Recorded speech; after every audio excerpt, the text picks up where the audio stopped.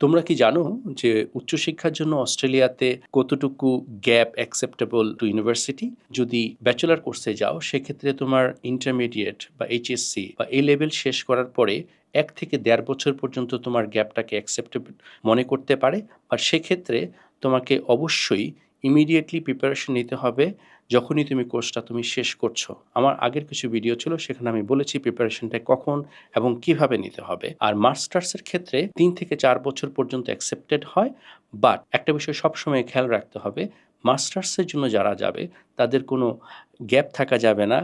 But work প্লেসে তার একটা এঙ্গেজ থাকতে হবে এবং অবশ্যই সেই ওয়ার্ক প্লেস থেকে তার বেতনটা যেন তার ব্যাংকে আসে। এই রেফারেন্সটা যদি না থাকে তাহলে অনেক ইউনিভার্সিটি তার গ্যাপ অফ স্টাডি অ্যাকসেপ্ট করবে না।